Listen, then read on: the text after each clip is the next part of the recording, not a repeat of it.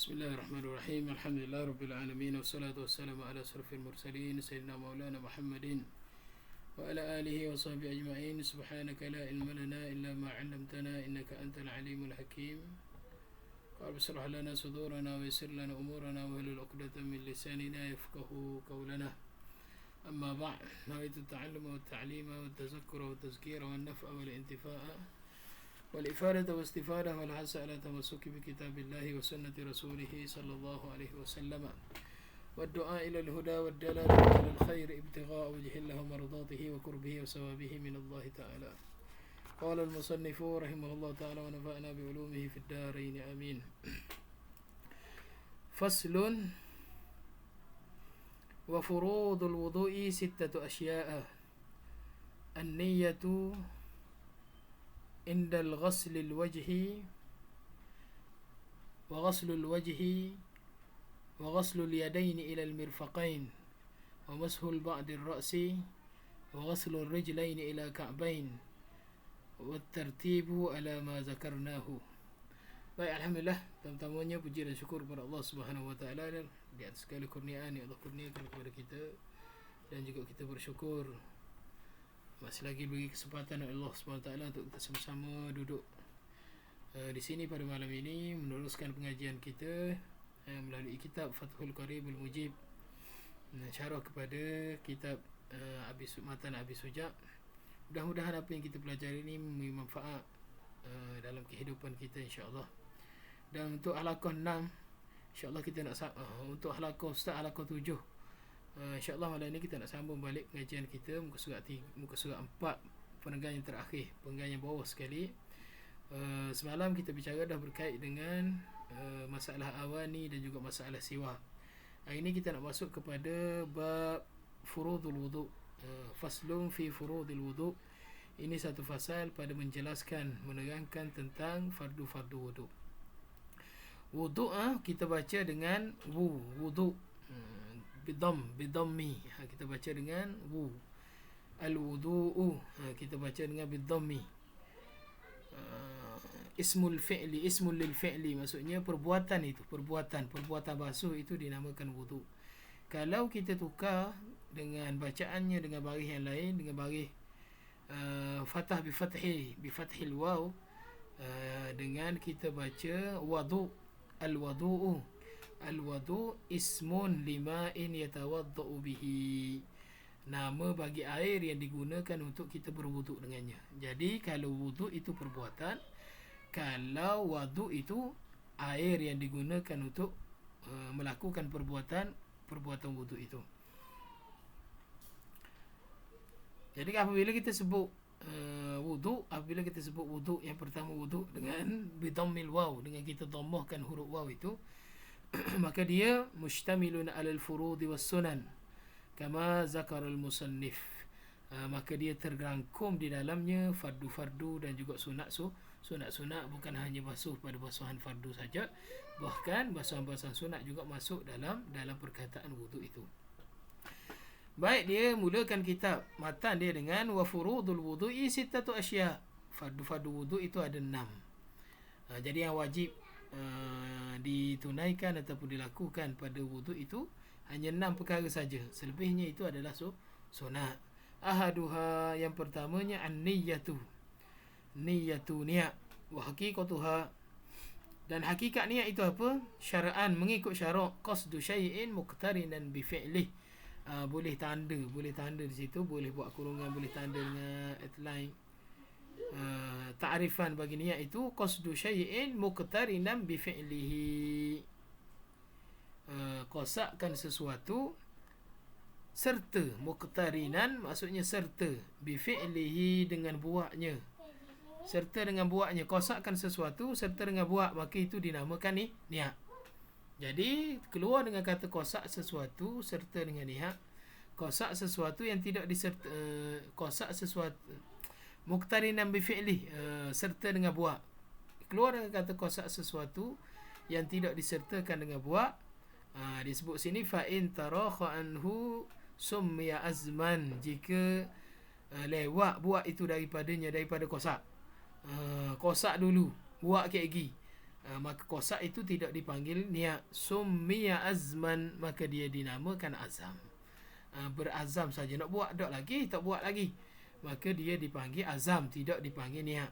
Kalau kosak serta niat, maka dia kosak serta buat, maka dia dinamakan niat.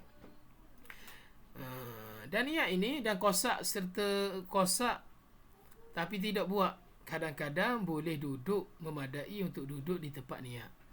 Kadang-kadang kita niat tak buat lagi, kita kosak tapi tak buat lagi, sudah memadai untuk duduk di tempat niat, walaupun pada asalnya dia bukan niat. Contohnya apa? Contohnya puasa. Contohnya puasa paling mudah lah. Contohnya puasa, niat malam, puasa siang. Al-mabitu bil lail, antara syarat untuk niat puasa adalah mabitu bil lail, kita niat pada waktu malam. Tapi niat pada waktu malam tidak melakukan perbuatan puasa itu pada waktu malam.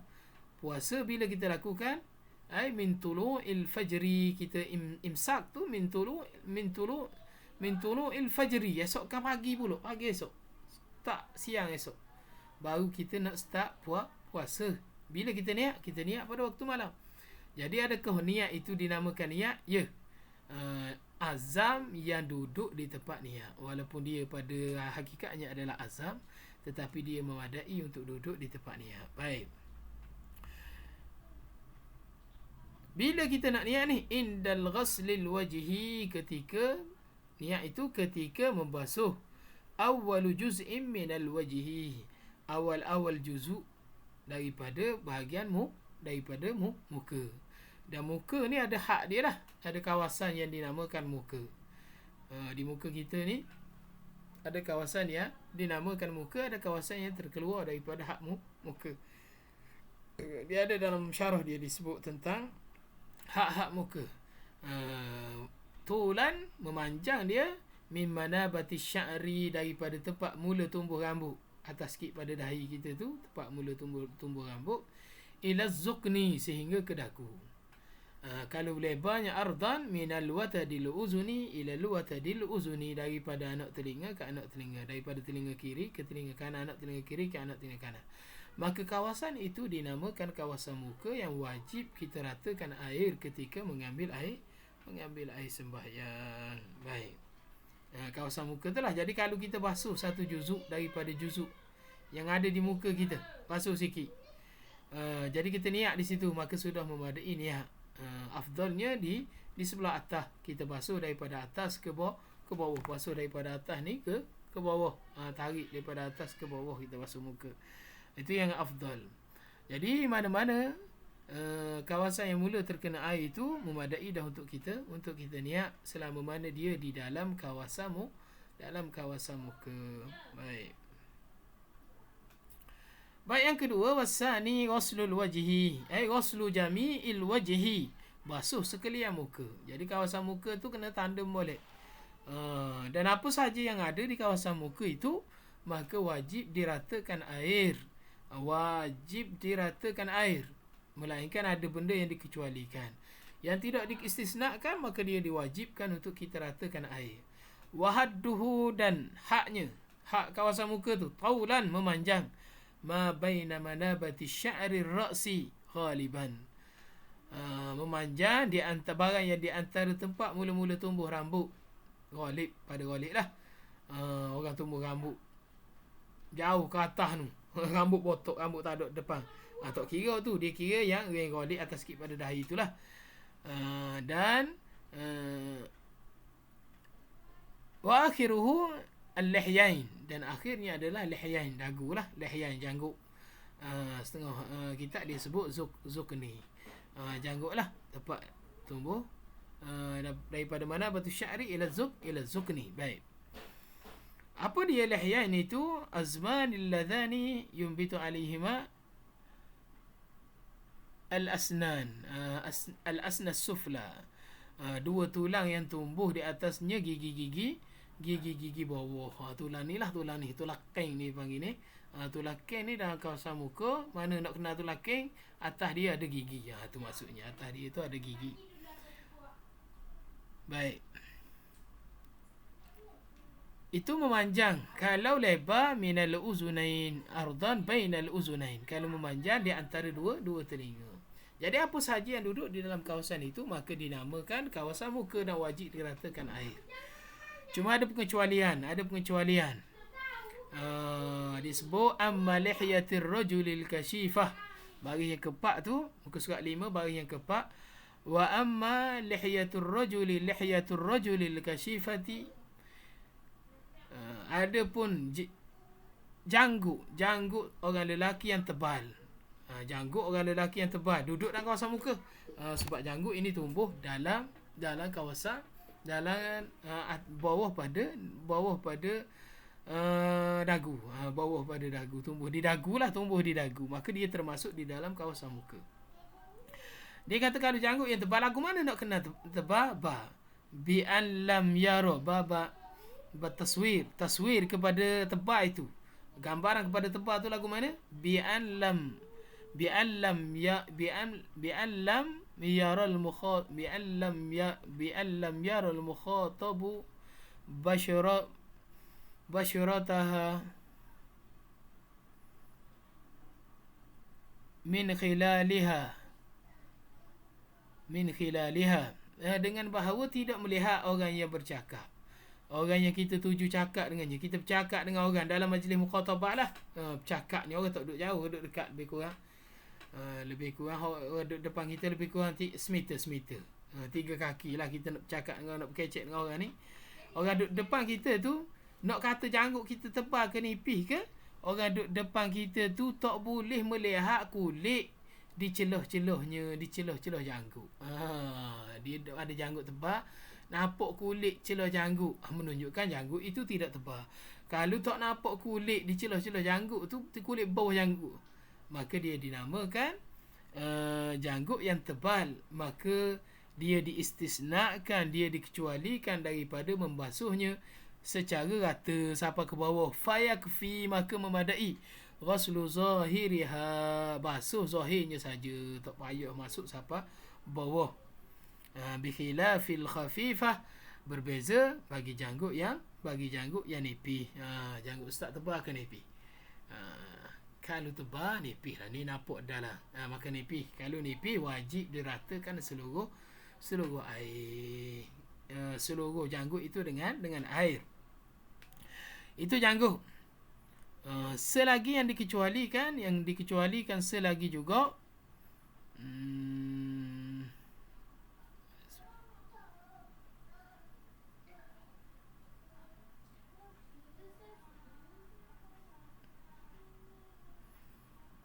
apa dia saya sebut, jambang. Antara yang masuk dalam janggut juga adalah jambang.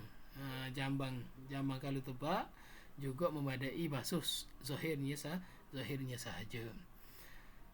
Baik, dia mari masalah dalam kitab kita. Dia mari masalah lihyatum muraati wa khunsa. Baris yang kelima tu disebut, baris yang keenam tu disebut lihyatul mar'ati wa khunsa.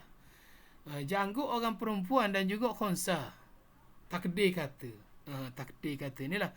Takdir kata orang perempuan tu ada janggut ataupun khunsa tu ada janggut tebal, adakah memadai basuh sebelah atas saja? Fayajibu isalul ma'i, maka wajib diratakan air, disampaikan air li basharatihima, bagi kulit keduanya. Maksudnya tidak ada pengecualian.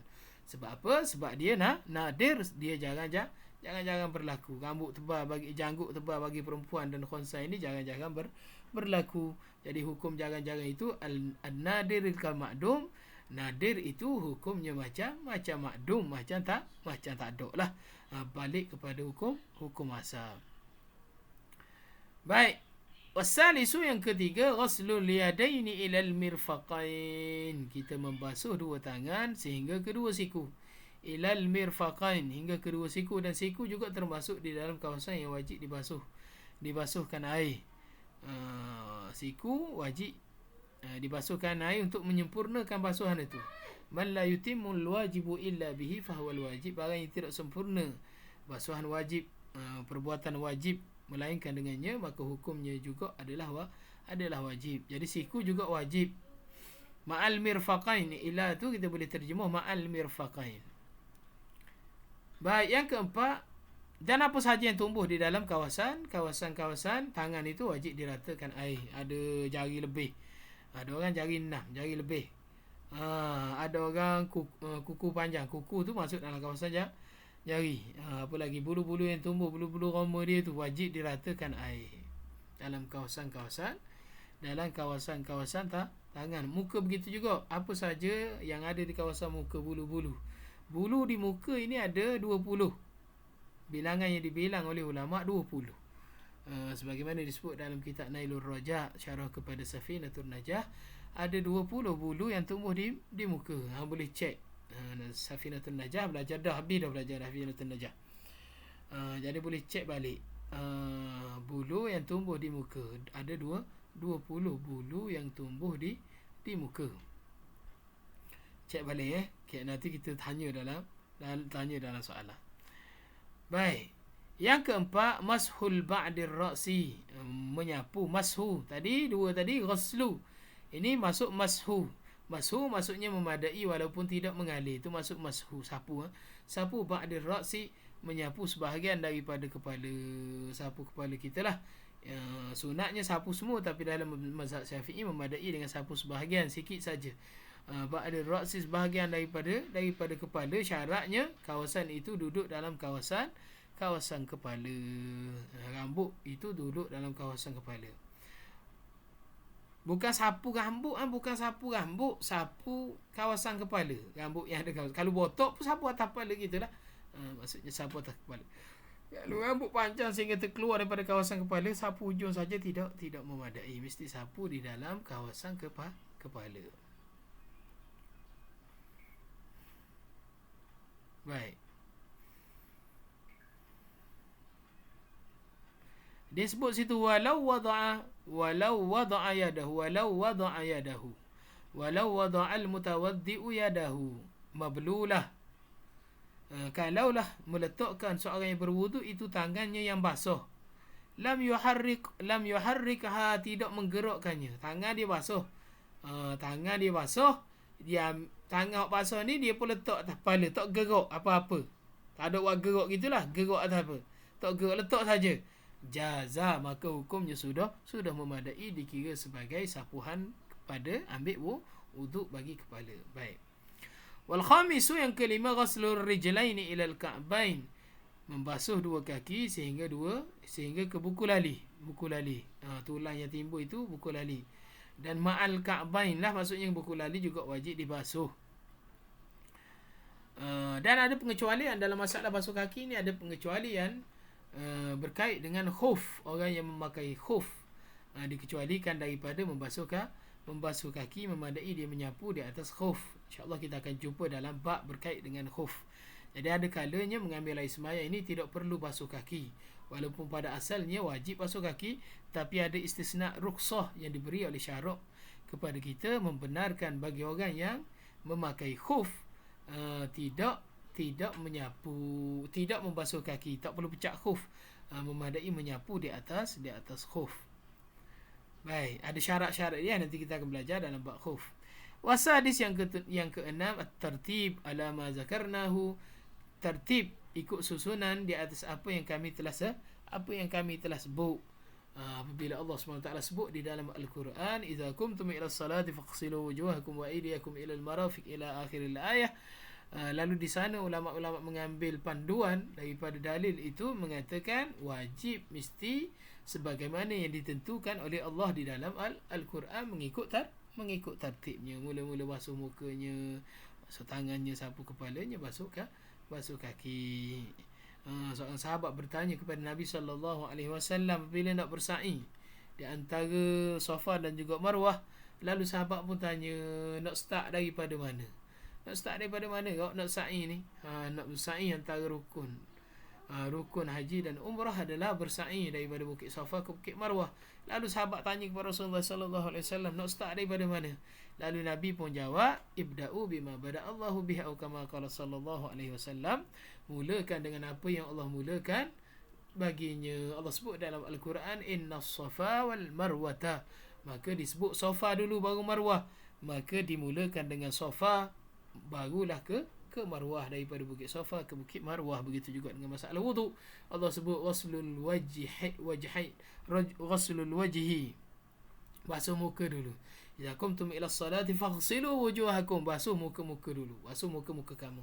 Maksudnya muka itu didahulukan, sebagaimana Allah SWT sebut di dalam Al-Quran.